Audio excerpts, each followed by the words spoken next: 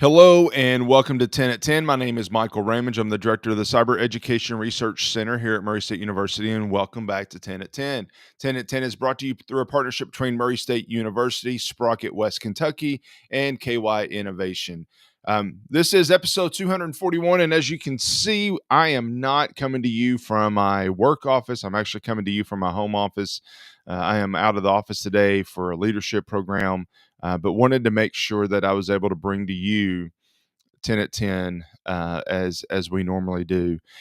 Today, we're going to revisit a topic that we've talked about several times over the 241 episodes, but it's one that I've even had questions on this week.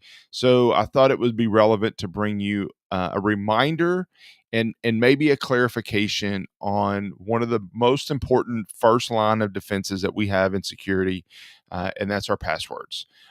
So this is a slide that you've probably seen before, but these are the minimum standards that I always talk about that we need to take. And the first one we're going to talk about is passwords. So first and foremost, for so many years, we have been told that 8 characters is enough. It is not enough. There was a time when we moved from 6 characters to 8 characters, and we thought that was great, and that's just not the fact not the case anymore. So we've got to do something a little bit more than that. And also, if you've heard me speak before, you may have heard some variation of this example. So Outer Banks and Yellowstone are 2 TV shows that typically attract a different audience. And in Yellowstone, there's a thing that they refer to as the train station, which is a really horrible thing, but it's well played out in the show. And if you watch the show, you probably know what that is. But I can take 2 things that are easy to remember and combine them and make a really strong password. So in this case, it's the Outer Banks of the train station. That's a really long password. That's a really strong password. It shows, if you go to security.org/how secure is my password, it'll tell you how secure your password is. And this one says that it would take 100 quintillion years to crack this password. So that's a pretty strong password. I don't know how long quintillion years is. It's longer than I'll live. But the catch is it's only strong if nobody else uses it. So this particular password is not strong because I use it as an example in every one of my presentations. If I'm talking about passwords, I usually have that or some variation of that as an example. So don't use it, but make up something like that is not a sentence, that is not a phrase from a show. Combine a couple of different things together, put it together, and then maybe it would make sense. For example, Outer Banks of the train station. It may be blue car, sofa, television, fire truck. I don't know. If you can remember that pretty easily, then that's a great example. But whatever it might be, that's the idea of passwords. Now, the catch with that is that it has to be unique, meaning nobody else is using that password, but also you're only using that password on one website, on one account. You can't reuse those passwords either. So anyway, make sure that you consider that. The reason that you have to be unique is that there are more than 24 billion username password combinations on the dark web, and that was back in 22. So that number is more now. So the if it's not a unique password, if it's not a new password, then it's probably out there and it's not secure. So that's first. Second is, how do you remember all these unique passwords? We've talked about this before. I use a password manager. I would recommend that you use a password manager. Then you don't have to remember all the passwords. You just have to remember the password to get into the password manager. If you forget that password, that's a problem. But that's one password versus many, many passwords. So I highly recommend that. It's pretty easy to use. They'll even come up with passwords for you, and they're pretty good passwords that they'll come up with. And even if it's some cryptic thing that you can't remember, it doesn't matter because it's stored in there. The point of today for me is that passwords are not enough. So you can't just do passwords anymore, because I just told you 24 billion passwords are out on the web. So what do you do if you don't have enough passwords or your password gets stolen? How do you protect yourself? Well, again, we talk about multiple lines of defense, multi-factor authentication in passwords or authentication is what you do.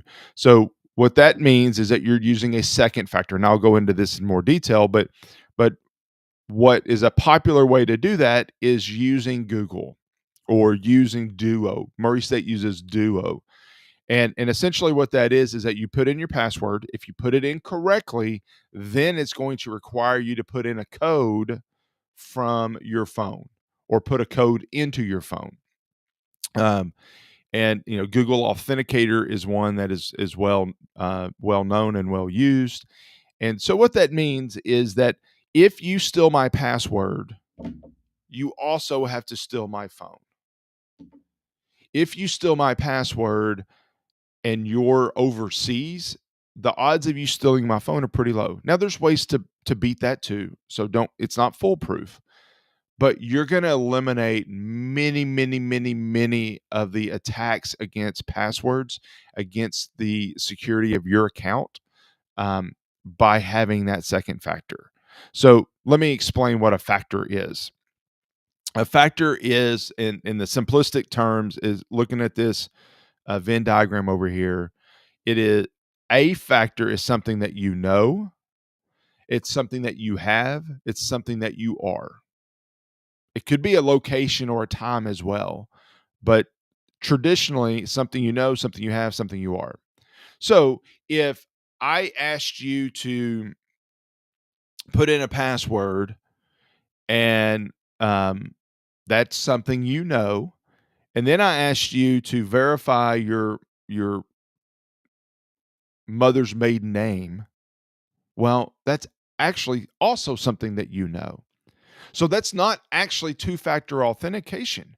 That's two authentications from the same factor or two tests from the same factor. So that doesn't actually add any complexity or difficulty in your authentication. So um, it may be something you know, a password, and something you have, putting in a authentication code on your phone. That's something you have. If you want to log into my phone, you actually have to use some biometric authentication. Now, the catch is, in that case, you can either authenticate with biometrics or you can put in a passcode. It's not so it's not multi-factor. It allows two types of factors, but it's not multi-factor because it's only asking you to do one. So that's a little bit about multi-factor. So most often the case is that you put in a password and then you put in a phrase or a text that you receive on your phone. And here's the catch. The apps like Google Authenticator or Duo or Microsoft has an authenticator as well. Those are more secure than text. So if you're ever given the option, do we want to do this text authentication or do we want to do this app? The app is more secure because it's harder to fake the app than it is to fake a text. I can pretend to be your phone a lot easier than I can pretend to be your app. So just keep that in mind.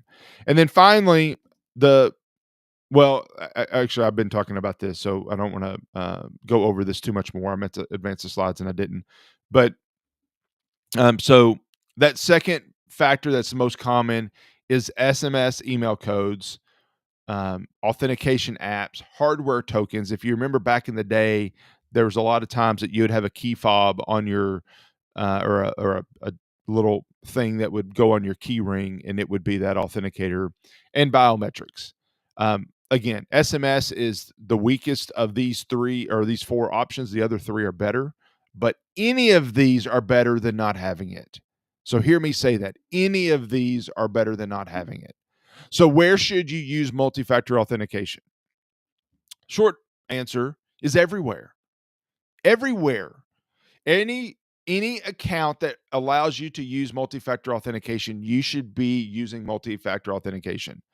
Your cloud storage, your email, your banks, your work, your hospital, healthcare, your shopping, Amazon, your entertainment accounts, your social media accounts, everywhere that would allow you to use two-factor authentication, you should implement two-factor authentication.